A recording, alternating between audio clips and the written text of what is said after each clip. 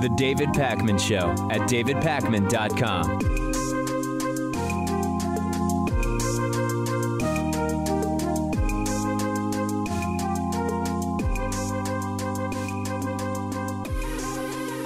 In light of recent events, a Fox News judge has called President Donald Trump an unindicted co-conspirator. And you might be shocked to hear that it wasn't that wacky Fox News judge, Jeanine Pirro, who we've talked about before. It was the slightly less wacky Fox News judge, Andrew Napolitano. It's fascinating stuff in total. We're going to look at a clip which will include sort of some of the lead up to this and then the key moment of this segment, obviously with Fox News's Shepard Smith, which is basically the only place on Fox News where logic and reason seem to exist, with the occasional Chris Wallace, one-time Neil Cavuto. Here is Judge Andrew Napolitano speaking to Shep Smith on Fox News, explaining that the President of the United States is an unindicted co-conspirator. Take a look. Fox News senior judicial analyst, Judge Andrew Napolitano, was here. Hello, Judge. Hey, Shep. Earlier today, you said to Bill Hemmer he's going to talk to him one way or another, and by that I mean the president is going to talk to Bob Mueller one way or the other. You're like, look, they can sit down one-on-one with a lawyer whispering in the president's ear, right? Or a grand jury can subpoena him. Do you think that a grand jury subpoena is a real thing that might come for President Trump? Yes, I do. I think that Bob Mueller knows that he needs to lock the president in to a version of events before he takes the next step, whatever the next step is, whether it's indictment or whether it's a referral for impeachment. You really think Mueller might indict the president? Well, last week in federal district court here in New York City, a federal judge at the end of Michael Cohen's sentencing said the president orchestrated and paid for this crime, the crime to which he was referring to one of the 9, to which Michael Cohen had pleaded guilty. So you're saying the president's an unindicted co-conspirator? Yes. I'm also saying that there's ample evidence. This doesn't require too much analysis to indict the president. The question is, do they want to do it? Right. Totally clears the president. Is that the phrase Trump came up with a few days ago? Judge Andrew Napolitano saying Mueller wants to speak to Trump, will ultimately get his way and speak to Trump. Trump is an unindicted co-conspirator. There is, quote, ample evidence to indict the president. This is from a Fox News judge on Fox News. That dirty, liberal, pinko, commie, oh, wait a second. Right, it's Fox News. Fox News now, according to the right, spreading fake news about Donald Trump. Now, in seriousness, Pat, is Judge Andrew Napolitano the pinnacle of legal analysis? No. In fact, Napolitano was previously reportedly suspended by Fox News for falsely stating that President Obama had wiretapped, not George W. Bush, Donald Trump, which was a widely debunked false statement made by Donald Trump at some point. But isn't it still fascinating, Pat, that this is what's being said, at least in this tiny little one corner of Fox News, because it happens to coincide with what others have been saying as well? Yes, it is fascinating because Andrew Napolitano, though he's not the most credible, he is still the Fox News judge. And Trump has spoken highly of him in the past, actually considered him for his cabinet, maybe even the Supreme Court. So I think this is pretty telling. So one other person who happens to have the exact same opinion as Fox News judge Andrew Napolitano on this issue is Democratic Congressman Ted Lieu. Check out what Ted Lieu had to say not long ago. Michael Cohen specifically says that Donald Trump directed him to make these campaign finance payments. That means we have a person sitting in the White House right now who is essentially an unindicted co-conspirator. And we have a lot more we're going to find out about possibly what Donald Trump knew and what he did when Michael Cohen testifies more after his prison time is over, according to his lawyer. Yeah. So this is just the reality that we have to contend with right now. And I think that this is actually a good moment to show you how far we've come. I talked recently, yesterday, about how crazy the last year has been. Here's another fact to think about under that context. Not that long ago, Donald Trump was insisting that he's not personally under investigation.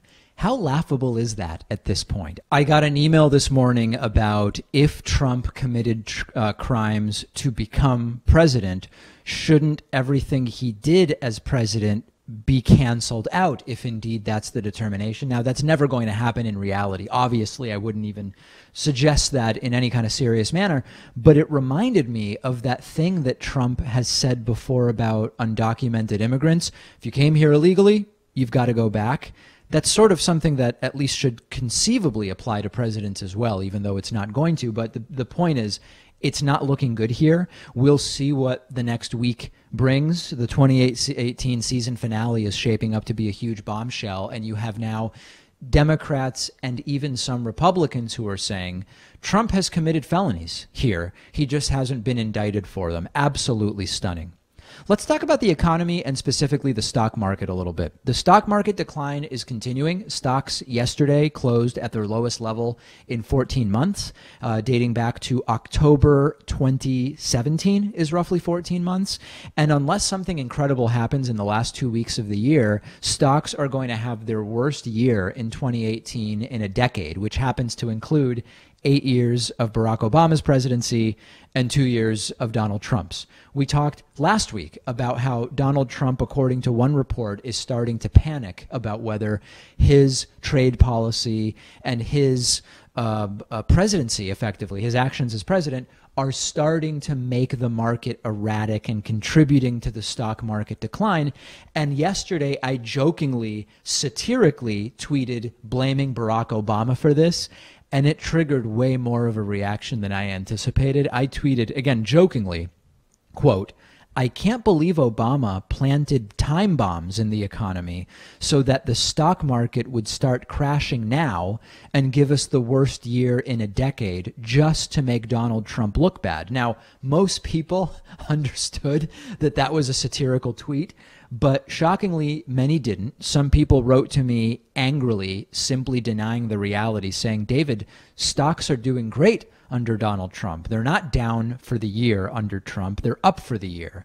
I don't even know how to respond to that. I mean, if you can't just go to Google Finance or Yahoo Finance and look at the numbers, or if you do and you don't believe them, I don't know what I can tell you, right? I don't know, sort of like with climate science. If you're just going to say the evidence is not the evidence, good luck. I'm not going to be able to really have a conversation with you. Other people warned me that it's risky for me to tweet that satirical statement because many of Trump's followers will see it and they'll believe it and they'll start actually repeating this absurdly ridiculous idea. It is interesting that Trump is now taking another approach on Twitter, which is obviously never to mention that the stock market is falling more and more. He never talks about that, but if the stock market is up, you can be sure, Pat, that he's going to be tweeting about it. But instead, to tweet about how bad things are elsewhere, here's a very strange tweet from Donald Trump as all of this chaos is going down. Trump tweets, "It is incredible that with a very strong dollar and virtually no inflation, the outside world is blowing up around us. Paris is burning and China way down. The Fed is even considering yet another interest rate hike. Take the victory." What victory is Trump talking about here, Pat? I don't even know what he's saying, but he seems to be pointing out, I guess, that things are even worse in other countries. I think it's a classic example of Trump moving the goalposts. And this has to come down to him at the end of the day. If he's going to take all the credit for strong metrics in the economy, he has to take the blame for the poorer metrics in the economy. And things are starting to go downhill a little bit when you talk about the stock market, when you talk about rates of homelessness. And to some degree, we were just kind of due for this, right? Because we're experiencing the second longest period of American prosperity in history. Could have happened under Hillary Clinton, too. But Trump should have prepared a little bit more with his words early on when the economy was doing better. Well, as we've said before, when you hang your hat on particular metrics, when those metrics no longer are favorable to you, you either are self-defeating if you continue to hang your hat on them, or if you never mention them again, you start to be very apparently hypocritical, which of course Donald Trump is. And what he's doing here is just trying to redirect. And of course, much of what we're talking about with stocks only has a tangential effect on many participants in the economy. The stock market is down, down, down. Okay. A lot of people don't own stock or don't own much stock, but they're still affected by stock market declines in many ways, which we've discussed before. But there are macro issues which simply aren't being touched here. They're not being touched when we talk about the stock market. They're certainly not being touched by Donald Trump. Income inequality exploded. Wage stagnation continues. Manufacturing used as a political football, manufacturing jobs rather than working with the reality that a ton of those jobs aren't returning because they simply don't exist anymore. Healthcare causing people to declare bankruptcy. You could get sick at any time and lose all of your money. And meanwhile, Donald Trump is gutting Obamacare, making that problem even worse. So it's wrong to say that the stock market only affects rich people, even though rich people disproportionately own the stocks. But it's also wrong to say that the stock market is the only thing that matters. What's next depends on who's making decisions. Ron Paul says that we could have a 50% downturn in stocks, which could cause a 1929 style depression. That's one extreme. Do we trust Ron Paul? I'm not sure. Judge for yourself. The market dogmatists who put all full faith in the market say the market will solve the problem of the market decline. The market will also solve the problems caused by the market's decline. We know that doesn't work. I mean, that's already been proven not to be true. If the noose of criminality, as I like to say, continues to tighten around Donald Trump, how will that political instability impact the stock market? Probably pretty significantly. The one statement I agree with the right on this entire issue is we need to fix the underlying problems to stabilize the market and the economy. The problem is we don't agree on what those issues are. It's not, quote, debt. It's not immigration. It's not China to the degree that some on the right claim that it's China. It's that we have an economy that's built on infinite growth, and that doesn't work for most people. And the side effect of it is that it's destroying our planet by being indifferent to climate change and the damage we're doing to the environment. If we can't even get on the same page as to what the problem is, there's almost no chance whatsoever that we're going to be able to fix it. Send me your thoughts. I'm on Twitter at dpacman. The show is on Twitter at David Pakman Show. The David Pakman Show at davidpakman.com.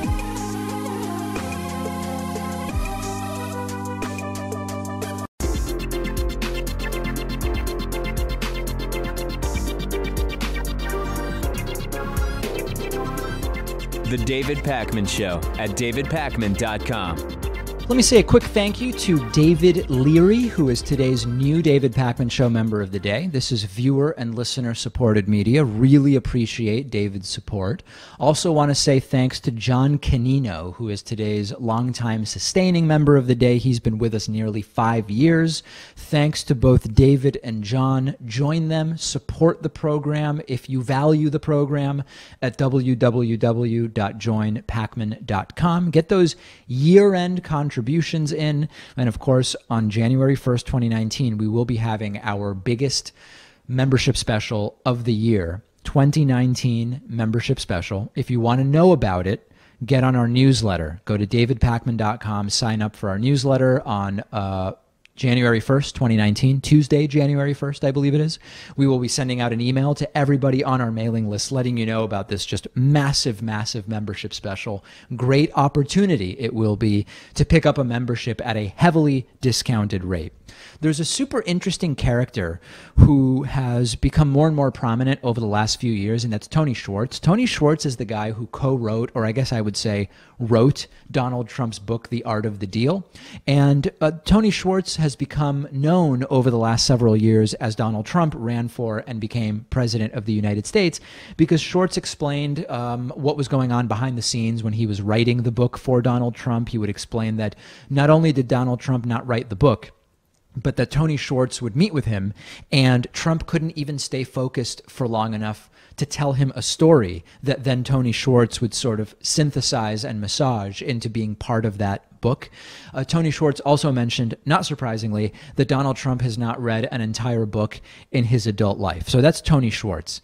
Now we're hearing from Tim O'Brien. Tim O'Brien is a Trump biographer who wrote a biography of Trump back in 2005, so many years ago. Tim O'Brien was interviewed on MSNBC over the weekend and said that the Trump presidential campaign was likely a criminal conspiracy that committed criminal acts. And my reaction was, well, yeah, obviously. We didn't need Trump's biographer to figure that out. But he adds one other interesting element, which actually would be newsworthy if it's true. Take a listen to this. What we've learned from this raft of legal documents that have landed in our lap over the last couple of weeks is that there's the very real possibility that the Trump campaign was a criminal conspiracy from its beginnings, and that bled into the Trump transition, where various criminal acts might have been committed, and now you have the Trump White House dealing with the consequences of all of these. So when you have Rudy Giuliani as a sort of carnival barker, distracting people, focusing only on campaign finance issues, focusing inaccurately on campaign finance issues, it distracts from this larger halo of illegality that's hanging over this entire Trump team. So that's the interesting new tidbit, which is the idea that this entire campaign was a criminal conspiracy to begin with. And the reason that's important is that I've said before, I'm sort of more and more of the mindset that Donald Trump on a whim decided to run for president for publicity, didn't expect to win. The idea was if he can place a respectable second or third in the Republican primary, it'll be really good for the Apprentice reality show, it'll be really good for his real estate deals or whatever else. And that then the people that have had Trump under their thumb for many years started to realize, hey, hold on a second. If this guy can become president of the United States, we can get to him, we can use him, we can manipulate him. So they started helping Trump, and Trump ended up winning. And the criminality sort of developed naturally, if you can use such a phrase.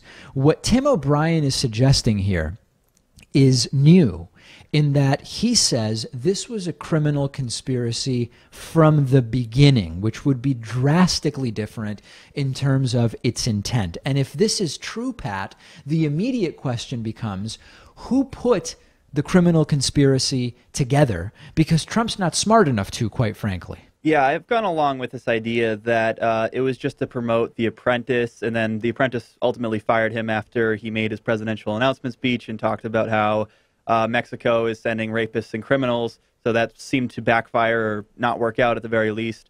I just wonder if they would have been able to profit or get away with crimes if he didn't become president. Like, if he had lost the election, would that still have been a good bet for all those co-conspirators to make? Was there another way for them to profit off of this campaign? Well, you're talking about forces that are so wealthy that it's just worth taking a shot at. I mean, if it fails and Trump doesn't become president, you still have Trump in your debt, which we know Trump has been for a long time for many of the players that are sort of manipulating him. So I think it was a sort of gamble worth making. It was buying a lottery ticket. You might end up with nothing, but if it pays off, that lottery ticket pays off, you know, 1,000,000 to 1 or whatever analogy you want to use for it. And in terms of who might mastermind something like that, I don't know. I mean, you know, there's Roger Stone, in the sense that Stone has been suggesting Trump run for president for a really long time. He's connected, he's competent, but maybe not supremely so. Then you've got Paul Manafort. Paul Manafort maybe has more connections, particularly in the parts of the world that we're interested in seeing Trump become president of the United States. But Manafort was never really as close to Trump, as far as we can tell, as was Roger Stone. So was it Stone and Manafort together with the help of others? I don't know. The best possible outcome is that whenever it's done, whenever it's over, either because Trump's current term ends prematurely, after the first term, after the second term, if Donald Trump is reelected, I don't know how long it's going to be. The best possible outcome is that the Trump fiasco destroys the Republican Party for 10 to 15 years and allows American politics to move where the American people actually want on the issues, which is to the left, to sustainability, towards science, towards an economy that works for everybody, if there is going to be any real upside to this abortive attempt at a presidency, it would be the long-term damage to the Republican Party. The only counter to that is Republicans seem to be increasingly realizing that their party is at risk, and that's why they're starting to say, you know, we won't necessarily stick with this guy indefinitely. We'll see what happens. We've been throwing around the term emoluments for a while now, and let's reset that conversation. When we talk about the emoluments clause in the Constitution, what we're talking about is Article 1, Section 9, Clause 8 of the Constitution. And what that does is make it illegal for people in the federal government to receive gifts and things of value from foreign states and monarchies. And the argument is that Donald Trump is violating the Constitution because he's receiving a ton of things of value from other countries, including money when foreign dignitaries pay to stay at his hotel in Washington, D.C., admitting that it's to curry favor with him.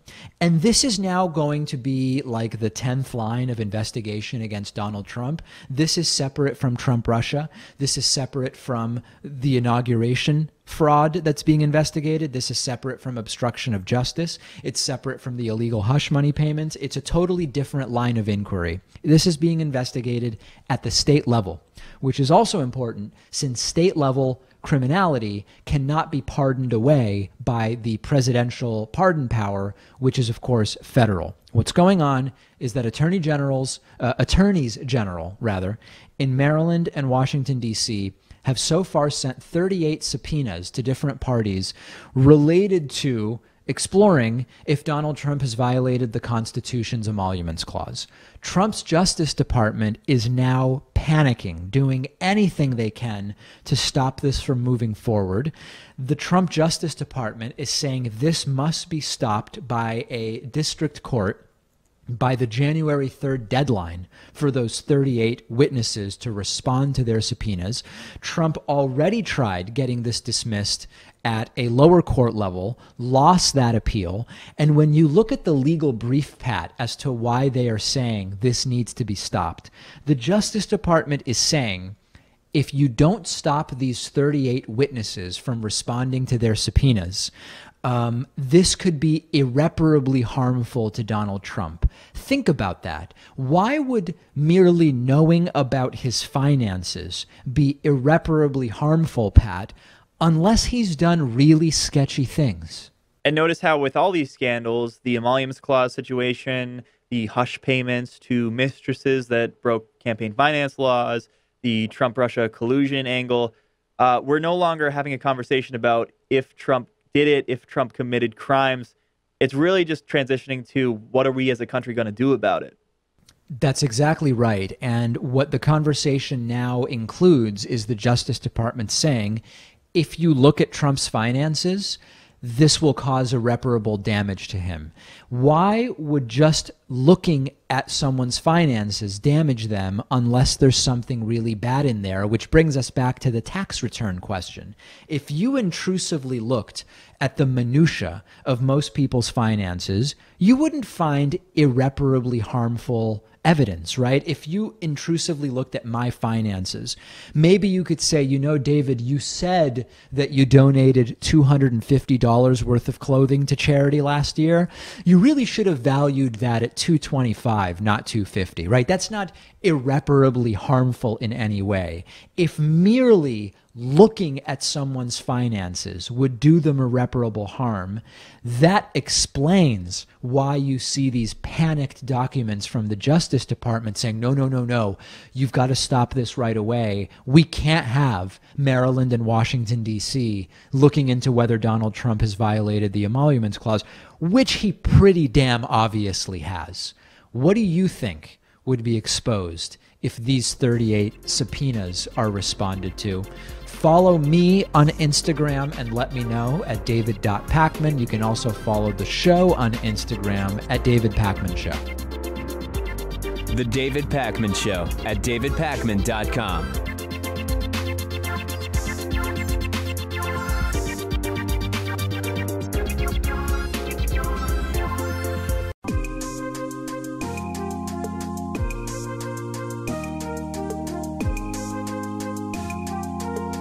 Welcome back to the David Pakman Show. It is great to be joined today by Jonathan Haidt, who is a social psychologist and professor at New York University's Stern School of Business. He's the author of 2 New York Times bestsellers, including The Righteous Mind. The new book, co-authored with Greg Lukianoff, is The Coddling of the American Mind. Jonathan, so great to talk to you. I really appreciate you joining me. Oh, my pleasure, David. There's so much to talk about and so much in your book that's relevant to what's going on in the sort of American state of politics right now. And I was sort of struggling with how to maybe enter the conversation. And maybe one way would be, if we want to think now about the ways in which the American electorate sort of exists in its polarized state, there are lots of hypotheses about the spectrum we should be looking at. There is religion, there's race, there's simply left-right political ideology, there's authoritarian versus libertarian, all of these different ways. If I were to just open it up to you and say, what is the most relevant lens in your mind through which we can understand American political polarization now, what would it be? So I would say that we've gone through a long transition in which long ago material interests and then race and other identity factors were the primary determinants of political coalitions. But as societies get wealthier and more educated, morals and personality actually end up becoming more and more important. So it's crucial to understand why we're in such a mess now. You have to understand that the late 20th century was a real anomaly. Throughout the mid-20th century, we actually had, and into the late century, we had conservative Democrats in the South. We had liberal Republicans in the Northeast and the West Coast. So things weren't, our parties were not perfect personality sorts, and now they are. If you give someone a personality test, you can now guess which side they're on. There's a wonderful report out from a group in Britain called More in Common. They put out this Hidden Tribes report, and they found that when you give Americans a whole bunch of attitude questions that are not even about politics, just about morals and values, that does a better job sorting people than if you know everything about their race and religion and other things. Is there, or let's see how I can couch this, is there something about the political system's setup that is fomenting the polarization that we're seeing, in the sense that from an electoral perspective, there's not that much incentive to sort of find common ground and get along for both reasons of how politics is financed and for other reasons? So I guess the question is, does the political system foment disagreement and polarization? Yes, in a lot of ways. So let's start with this. The worst number of political parties to have in a country is 1. Okay, that's really bad. But the second worst number is probably 2. There's even research showing that if you have 2 contestants, you get all the normal stuff of us versus them. If you simply add another one somewhere, even if it's not that important, the hatred here becomes less. I mean, there's something about us versus them that really activates our ancient tribal circuits. So having a 2-party system, as we do in America, it was not the founders' intent, but it became the reality even as they were debating the Constitution. Whereas in Europe, they have parliamentary systems. Those are a little more resistant to this kind of nasty polarization. That's one. Then there's also the fact that our electoral system, most of our states have closed party primaries. And so since very few people turn out to vote in the primaries, it's mostly the passionate extremists. So our primary system tends to choose people who are more expressive, shall we say. Then there's changes in the media environment. And so now here there's some asymmetry, but people who have more extreme views can have a pretty good career, especially in the right-wing media space. Obviously, the left does tend to dominate the mainstream media, so I'm not trying to take sides here, but I think the facts are the mainstream media does lean left. The right-leaning media is more of a sort of a commercial outrage industry. There's a book called The Outrage Industry that I think does a really good job of that. So for a whole bunch of reasons, the mid to late 20th century was unusual in, you might say, having a lot of centripetal forces pulling us together. And the overlap of the parties, the Republicans, et cetera, that issue. And then the fact that we had 3 television networks for much of the century that were fairly centralizing.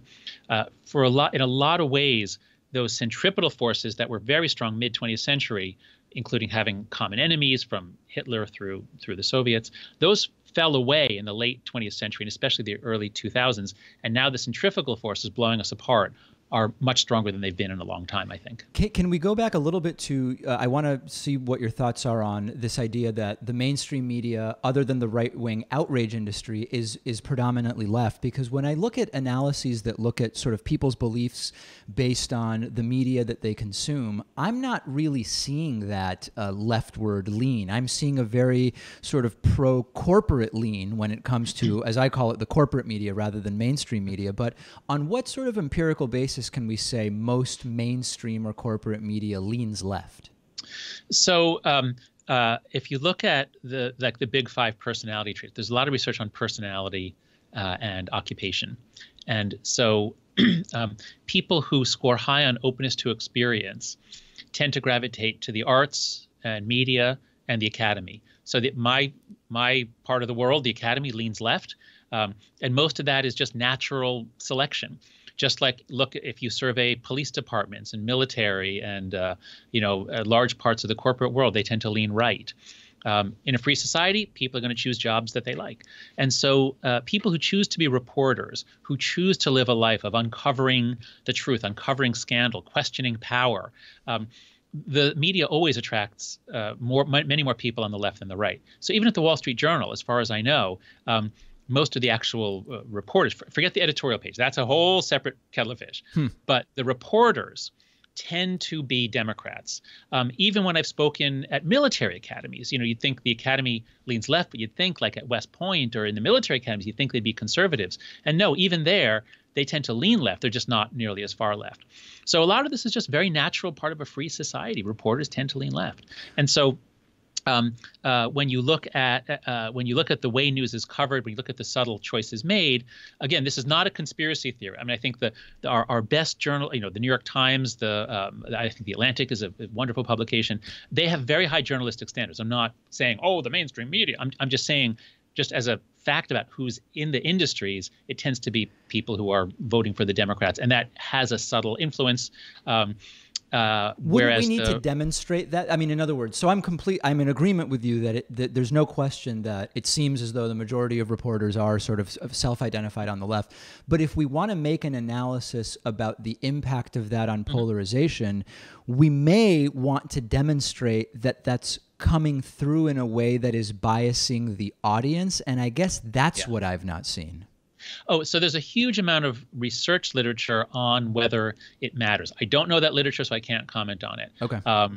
But I think the most reasonable way to approach this, I think, is to say that there's not a symmetry here. That is, there are issues with the mainstream media that I think is generally, and now I think we're really coming to appreciate the value of having professionals handling the news rather than any person with a website and a following.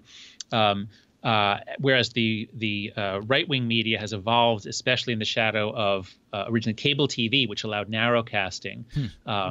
So again, the book here is called The Outrage Industry by, I forget the first author, but the second author is Sarah Sobieraj.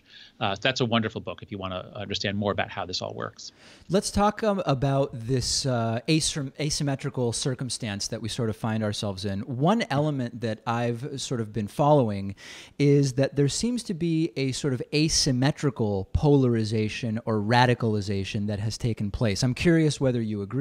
One such example would be that if we look at the abortion debate, just to pick one, I mean, we could pick any issue, that we have seen what I've identified as more and more radical positions on the right, whereas the position on the left does not seem to have gone further to the left. It's not abortions all the time up until a child is 10 years old, right? There's not been a sort of symmetrical... There's a sort of a natural stopping point. There's a natural stopping point that we've seen. That's one example, and there could be others. Do you agree that there's been an asymmetrical radicalization that has shifted the Overton window to the right? Or am I biased in perceiving that? Kind of both. So let's take it one step at a time. There's a wonderful book called "It's Even Worse Than It Looks" by Norm Ornstein and Thomas Mann, who are really experts on Congress. Now, Norm Ornstein is at AEI, a conservative think tank, but he personally is more of a progressive, I think. But I think they're both. I like them both a lot. I think they're very wise. Yeah. And then when their book came out in 2012, they had some great phrase that got repeated all around. It was like that. It was about asymmetric polarization. It was about the Republican Party has become, what do they call it, an insurgent outlier. Like basically, the Republican Party by 2010, and so it began with Newt Gingrich, had evolved, had moved further to the right, was doing more and more things that at very least you could say challenged or subverted the norms of Congress. So I do agree that the right changed more, the right moved more. Now, there are some political scientists and some conservatives who dispute this. This is the difficulty of social science. You make an argument with one data set, somebody else says, well, but if you look at something else. But I think it is fair to say that the Republicans got more radical, more angry, and were more likely to act in ways that were out of character, out of the character of Congress in previous decades. With that said, though, I think we do have to point out that since especially 2000, since the George W. Bush administration, and maybe it goes back to the late Clinton administration, there's been an incredible rage visible in whichever party doesn't control the White House. So under Clinton, there were all kinds of conspiracy theories and a lot of people who hated him. But under George W. Bush, people talked about Bush derangement syndrome. There were some people on the left who couldn't think clearly because they hated Bush so much. And then Obama comes in, and suddenly those people become sane again. But now there's an even more radical, insane far right with all their conspiracy theories. And some people who propose that Trump wasn't. I mean that Obama wasn't born in America. And now, of course, with Trump in the White House, many people on the left are even more crazy. Now, I don't want to say that Trump is similar to Obama and it's just going back and forth. Trump is not. I mean, Trump is beyond anything we've ever had in the White House. I think he's I can't speak as a psychologist. I'm not a clinical psychologist, but his personal behavior and the way that he thinks is not how to put it. He seems to be playing a game where everything is mostly about him rather than necessarily about policy. That's the most polite way to put it, I suppose. But I think that we cannot see what's going on unless we at least hear from the other side. So every time I've tried to say, look at all the innovations the Republicans did that are subverting democracy, my conservative friends will point out something that the Democrats did too. So I'm just saying it's hard to know the truth until you listen to all the sides. Is there, I've interviewed David Dunning of the Dunning-Kruger effect, and we've talked about sort of the limits that sometimes people have to identify flaws in their own thinking or to understand why they may not fully understand something. Is that lack of metacognition something that plays a particular role in politics, or is it just metacognition's a phenomenon that exists for Homo sapiens broadly, but it's not particularly pernicious in politics? Yeah. Oh, my goodness. Well, my last book, The Righteous Mind, it was all about how we evolved to play certain games in small-scale societies of 50 to 150 people.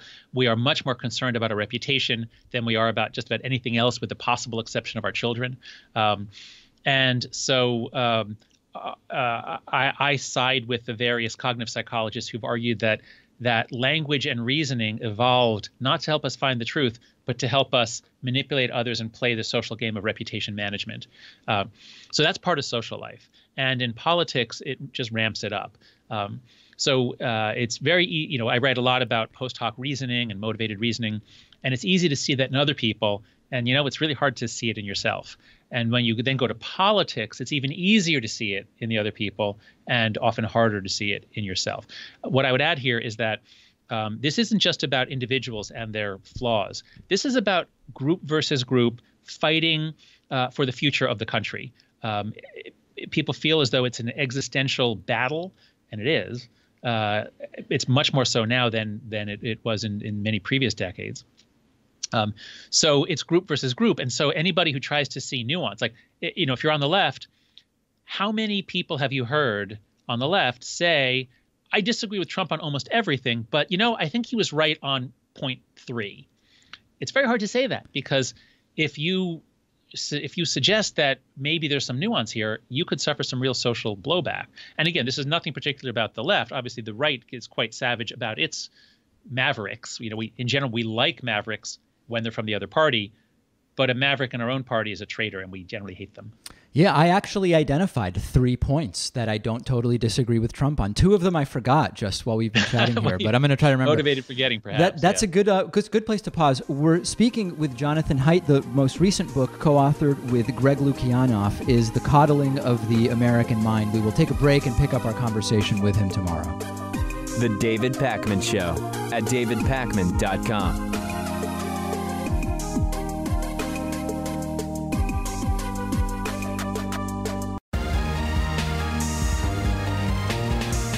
The David Pakman Show at davidpakman.com.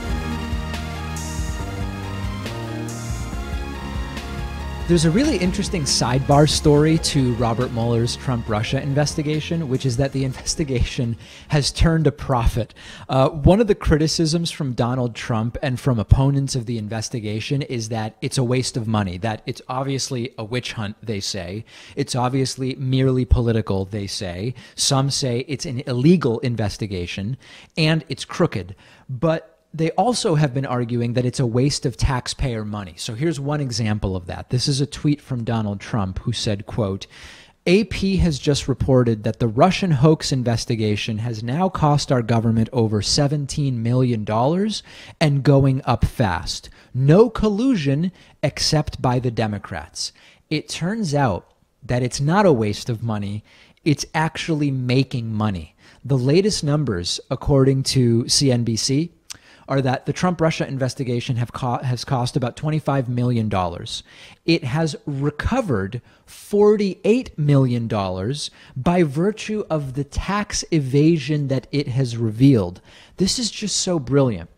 In the process of investigating criminality by Trump associates and aides, so much tax evasion was discovered that they've recouped and almost doubled the cost of the investigation in total, while finding multiple criminals, getting countless guilty verdicts and pleas on record, and sending people to prison. And this relates to a bigger issue, which is that, in general, the IRS targets people for audit in part based on who is likely to be worth auditing. What do I mean by that? If you make under $100,000, for example, you're much less likely to be audited because not necessarily because you're less likely to cheat on your taxes, but because if you have cheated, the delta, the amount that might be recovered, is much smaller. Let's say you made under $100,000 and underpaid your federal taxes by 10%. That's going to be an amount that is far exceeded by the cost of auditing you.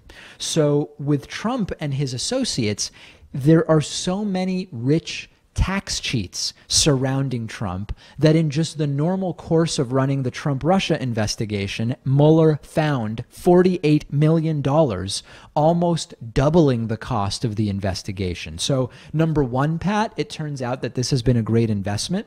Trump can't find money for the wall. Mexico won't pay for it. The House and Senate won't pay for it. The taxpayers don't want to. Mueller found a way to make all of Trump's criminal cronies pay for the investigation that he's doing. And that's all fun, and we're having a grand old time with it. But there's a really important point here to be made that I don't want to get lost in the fun and games of Mueller doubling the cost of the investigation with recouped tax underpayments. Investigating the criminal wrongdoing and possible conspiracy by the president and his associates is serious. Even if it cost $25 million and recovered nothing, it would still be worth it, because we spend $25 million on, a few missiles that we decide to drop here or there around the world. So on the one hand, Pat, it's good to push back when the right says the investigation's a waste of money and say, actually, the investigation has made money, but we shouldn't allow that to cloud the reality that with all the money we waste, a good investment is figuring out if the president achieved the presidency by criminality and conspiracy. I totally agree, because we have to know if our president is a crook. Typically, when you talk about government expenditures at the federal level, you're talking about numbers that are in the billions. And even taking Trump at his word, $17 million, that's really not that much money. especially if you consider all the resources that you'd think have to go into an investigation like this, all the people that you have to pay, all the stuff that you have to try to dig up. Making a financial argument over this is just not something that's going to hold up. That's right. It's the wrong argument to make, and it just so happens as a bonus that this is turning out to be quite profitable for the U.S. government. But you're not going to hear that from those who insist that it's an illegal witch hunt investigation. A witch hunt, which, by the way, has found witches under just about every rock it's looked under. Let's follow up about Jordan Peterson. I have a hilarious update to last week's Jordan Peterson story, and I know I'm doing something that a lot of people in the audience don't like it when I do, which is I'm talking about Jordan Peterson 2 weeks in a row. But I have to, because I have to update you about the obvious hypocrisy that I pointed out last week to catch you up. We did a segment last week where the segment was called Jordan Peterson Caught Saying Truly Stupid Things. And in that segment, I explained that Jordan Peterson had tweeted about how when you call someone a climate science denier, you're trying to smear them by making them equivalent to a Holocaust denier, okay? Just as a reminder, the tweet that Jordan Peterson sent out, and I mentioned this last week, says, he's casually about Bjorn Lomborg. He's casually called a climate change denier, for example, which is an appallingly treacherous term of criticism used to denigrate someone personally by associating them with Holocaust deniers. The ethics of anyone who employs it should be instantly questioned. Now, as I pointed out last week, this is a really dumb argument. It makes no sense. Saying that someone denies climate science, or they deny reality, or they deny the results of yesterday's Boston Celtics game, saying someone is a denier is not an ad hominem meant to associate them with Holocaust denial. I mean, it's just stupid, right? Don't need to rehash that. But then we also found out that not only is Jordan Peterson wrong, he's a total hypocrite on this issue, previously calling other people deniers. One such tweet that I showed you last week says, University of Toronto professor, a biological sex denier on Canadian public television with me. So that's where we got to last week. Here's where it gets even better.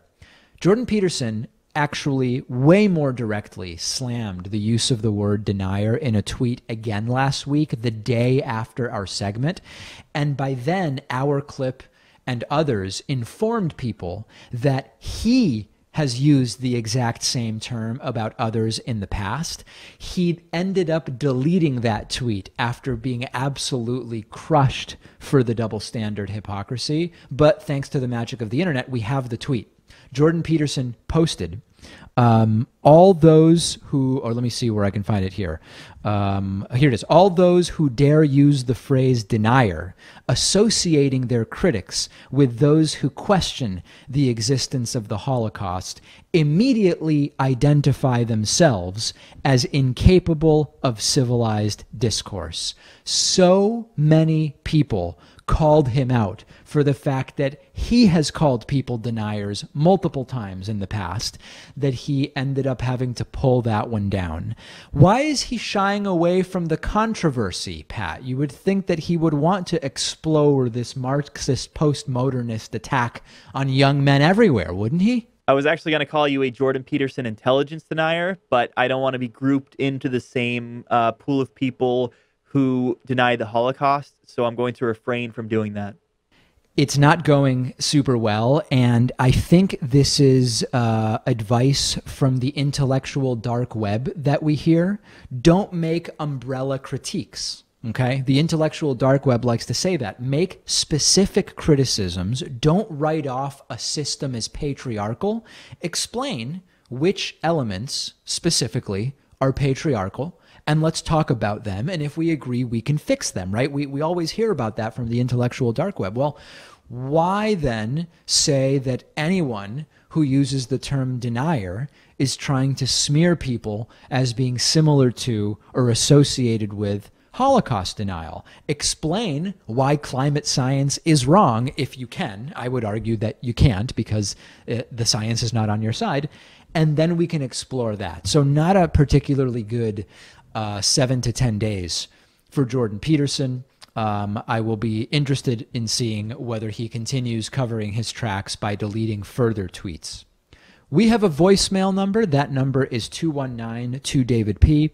Here's an interesting voicemail in that it says I shouldn't really worry too much about those who are trying to continue defending the use and pushing the use of fossil fuels because it's going to naturally resolve itself, but in a slightly different way than we usually hear from people. Let's take a listen to this voicemail. And David, you shouldn't be so worried about the climate deal with Trump and the things he's doing, because we are about 10 years from renewables overtaking. It'll be cheaper than oil. We're less than 10 years away from that. The oil people, their days are numbered.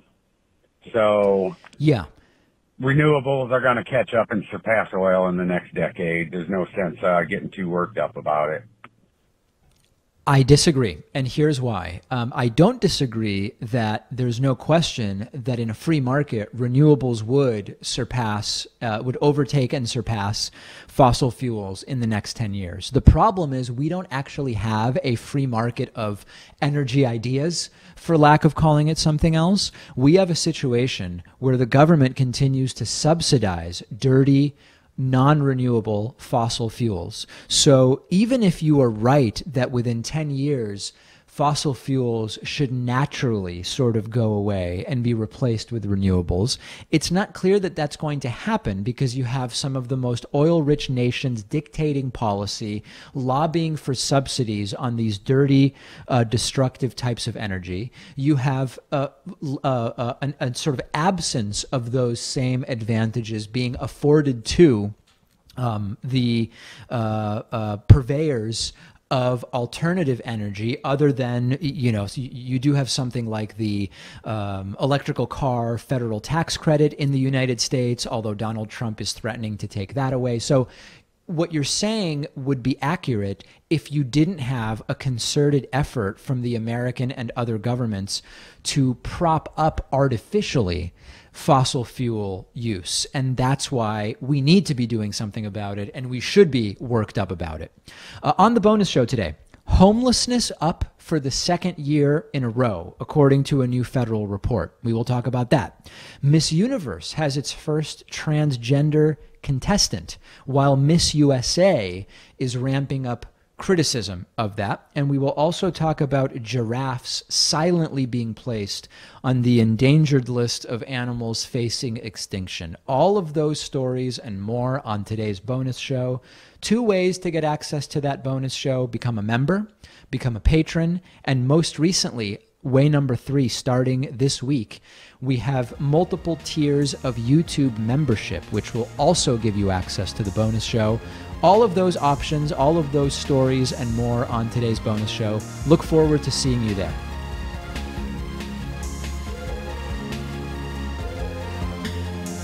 The David Pakman Show at davidpakman.com.